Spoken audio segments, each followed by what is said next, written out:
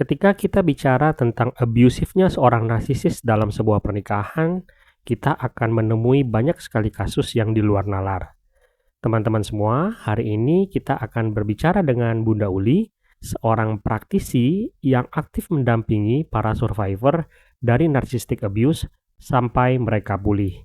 Hari ini, Bunda akan menceritakan salah satu kisah dari salah satu survivor yang ia dampingi yang mengalami sebuah abuse yang di luar nalar di dalam pernikahan. Untuk teman-teman ketahui, kisah yang diceritakan ini sudah mendapat persetujuan dari survivor tersebut untuk diceritakan dengan harapan ini bisa menjadi pembelajaran bagi para korban narcissistic abuse lainnya. Jadi eh seorang NPD itu walaupun tidak semua gitu. Ini berdasarkan salah satu cerita dari seseorang yang di mana saya dijadikan teman pulih oleh dia gitu. Seperti kita ketahui bahwa seorang NPD itu eh, pasti melakukan abuse em, terhadap korbannya. Bisa abuse finansial, bisa abuse emosional dan lain sebagainya gitu. Dan seperti kita ketahui, kebanyakan, tolong digarisbawahi kebanyakan NPD itu kan memiliki suplai yang banyak. Dia butuh suplai yang banyak. Jadi dia itu tidak hanya punya istri sah, tapi juga dia memiliki eh, selingkuhan di luar itu yang biasanya jumlahnya banyak gitu loh. Nah, pada kasus ini, pada kasus salah satu orang yang saya dampingi ini, dia memiliki suplai kurang lebih dari 5, bahkan sampai 10. Itu yang ketahuan, belum yang nggak ketahuan. Di mana setiap suplai itu memiliki fungsi masing-masing untuk kepentingan si NPD.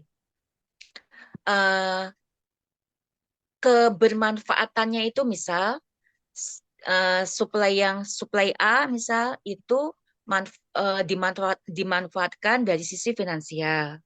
Kemudian suplai B dimanfaatkan dari sisi emosional. Biasanya tuh kebermanfaatannya memang sendiri-sendiri.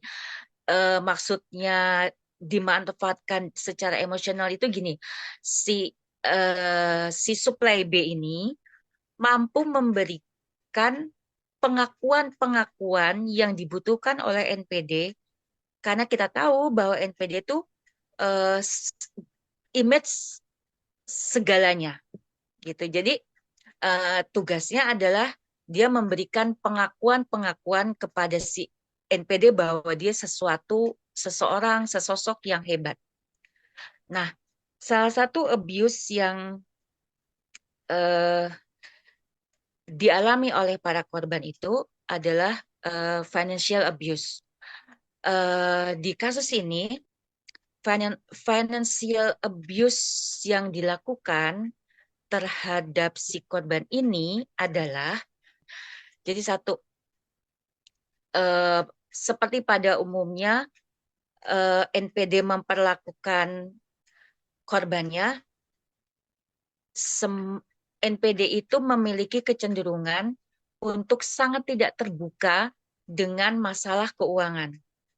Sampai si NPD ini nggak ada, sampai si NPD ini meninggal, si istrinya ini tidak pernah tahu berapa nominal gaji si suaminya yang NPD ini. Jadi sangat tertutup. Terus yang kedua, si NPD ini melakukan kontrol terhadap si korbannya, terhadap istrinya ini dengan mempersulit ketika si korban meminta nafkah kepada si NPD-nya ini. Sangat dipersulit, kadang sampai nangis-nangis, kadang harus pakai bertengkar dulu, baru dia bisa bisa mendapatkan nafkahnya. Dan yang lebih miris lagi gitu, jangankan nafkah ya gitu ya, meminta hal-hal kecil yang secara nominal tidak besar, itu pun sangat sulit. Contoh, si korban ini pernah, karena dia tidak dinafkahi selama pernikahannya, karena semua kontrol keuangan ada di si NPD, kan si korban hanya bisa meminta. Pada suatu saat, si korban ini butuh pembalut. Dan dia minta kepada suaminya untuk minta uang untuk beli pembalut. Dan naas sekali gitu bahwa hanya untuk meminta pembalut pun gitu, itu nggak dikasih. Padahal pada saat itu harganya mungkin hanya sekitar 20 ribuan gitu. Se apa ya, semiris itu gitu loh. Kemudian kejadian yang lain masih di financial abuse. eh si korban ini memiliki rekening di mana rekening korban ini digunakan oleh si NPD, dalam hal ini suaminya, untuk menampung uang-uang dalam tanda kutip ya, menampung uang-uang haram hasil menipu dia gitu dengan beberapa teman dia atau teman si istrinya gitu, tapi menggunakan rekening si istri, di mana pada saat itu istrinya tuh belum ngeh gitu, belum ngeh belum ngeh kenapa kok harus lewat rekening dia gitu. Jadi eh, si korban atau si istrinya tuh hanya apa ya, hanya tidak berpikiran macam-macam gitu. Setelah taunya setelah sekian lama gitu bahwa pada saat itu sebenarnya dia itu dipersiapkan untuk dikorbankan kalau misal ada apa-apa dengan kegiatan manipulasinya dia terhadap orang lain gitu loh. Nah, eh, itu kejadian benar. Jadi ketika kemudian manipulasi yang dia lakukan di keuangan dengan teman-teman dia itu terbongkar, otomatis si istri kan jadi terikut.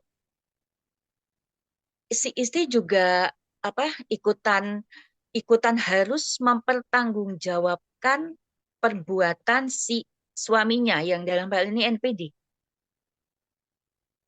Yang padahal pada saat itu dia nggak tahu apa-apa. Itu miris banget gitu loh. Saya dengarnya tuh miris banget gitu karena si perempuan ini positive thinking banget gitu loh. Intinya eh, bahwa uang ini tuh uang baik-baik, uang halal. Cuma waktu itu bingung aja gitu. Kenapa ya kok harus lewat rekening si istrinya ini, si korban ini gitu loh. Nah, itu sampai sempat jadi urusan polisi. Kemudian contoh lain masih di financial abuse gitu. Begini, karena NPD-nya ini itu sangat Prince Charming, eh, sangat pembawaannya, karakternya, cara ngomongnya itu sangat lembut. Otomatis ketika seseorang itu baru mengenal dia, mesti langsung tertarik, terutama eh, yang berlawanan jenis gitu. Dalam hal ini perempuan. Jadi para para korbannya itu biasanya jadi emak-emak gitu, ibu-ibu gitu. Entah teman-temannya si istri atau ibunya temennya anak-anak dia gitu. Eh, Kemudian setelah panjang gitu setelah sekian tahun, sekian lamanya gitu, si istri mulai membau hal-hal yang kayaknya tidak semestinya nih gitu. Udah mulai tahu gitu. Kok kayaknya ada yang nggak beres deh dengan para para ibu-ibu itu atau sudah dijadikan supply resmi dia gitu. Ketika kemudian si istri itu seperti biasanya meminta nafkah pada suaminya gitu, jawabannya begini, eh kamu kok minta uang, kok minta nafkah terus sih sama aku? eh kamu kan, apa kamu ingin aku melakukan eh, manipulasi lagi tuh terhadap terhadap terhadap emak-emak itu? Kalau kamu caranya seperti ini, minta uang, minta nafkah, berarti kamu adalah orang yang membuat aku memanipulasi teman-teman kamu atau teman-temannya anakmu, gitu kok. Jadi pada saat itu tuh si korban dibuat merasa bingung, bingung aja bingung banget. Yang kedua, si korban sedang disetting untuk merasa bersalah, kemudian disetting juga untuk eh, agar nggak usah minta uang lagi sama dia gitu loh. NPD ini memiliki banyak supply atau banyak selingkuhan di mana eh, range umurnya itu bisa sangat heterogen. Jadi dia nggak mandang apakah usia ini sudah apa ya, apakah usia orang ini itu bisa bisa diajak untuk berselingkuh atau tidak, itu tuh dia nggak mandeng. Jadi em, gap usianya tuh cukup cukup eh, cukup lebar gitu loh kok. Ada yang janda usia 40-an sekian, ada yang eh, s- ada yang punya istri usianya sekitar eh, 30-an. Ada yang masih single usia 25, 20. Bahkan ini yang paling miris kok gitu. Ada salah satu supply-nya yang usianya itu anak SMA. Jadi itu usia sekitar 16 tahun. Dan mirisnya lagi gitu, si anak ini adalah adik kelas dari anaknya dia. Di satu SMA yang sama. Dan abuse-nya ini nggak main-main kok. Kalau mungkin misalnya kita bicara tentang walaupun semua ini juga nggak diperbolehkan ya di usia berapapun gitu. Tapi kalau misalnya ini diperlakukan ke seorang janda yang sudah punya pengalaman menikah atau seorang yang usianya sudah matang, it's okay lah gitu ya kok.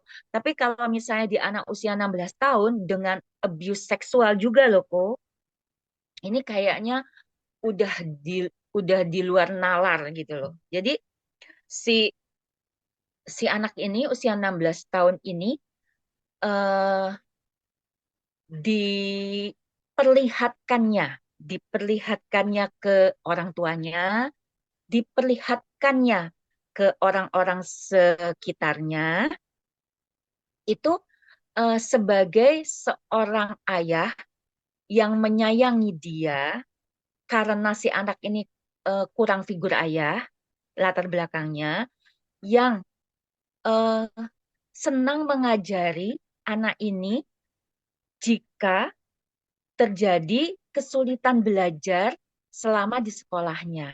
Jadi kayak seorang ayah yang sangat perhatian, yang pintar, tapi pintar, juga pintar, sehingga bisa eh, ngajarin matematika, fisika, biologi, yang dimana dia kesulitan.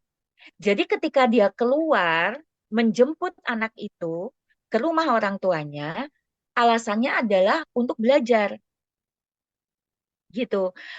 Bertahun-tahun orang tuanya taunya untuk belajar. Dan memang iya kok, belajar benar iya. Cuma belajarnya itu, durasi belajarnya itu sangat apa? Waktunya sangat pendek gitu dibandingkan entertainnya. Nah, di luar dia mengajari si anak ini, abuse seksual terjadi gitu loh. Dan si si NPD itu pinter banget memberikan kesan. Jadi dia sangat rapi. Dia tidak hanya mempengaruhi orang tuanya si anak ini agar dia percaya bahwa memang di tangan dia itu anaknya itu diajari dengan sepenuh hati, tapi dia juga berusaha untuk men-setting tempat di mana dia belajar berdua. Biasanya mereka belajarnya itu si NPD itu ngajarinya di sebuah tempat dan itu masih di tempat umum ketika belajar gitu kan. Di situ kan karena sering ke situ, otomatis kan jadi kenal dengan beberapa karyawan food court-nya itu karena mereka biasanya senangnya belajarnya di tempat food court kayak begitu kok.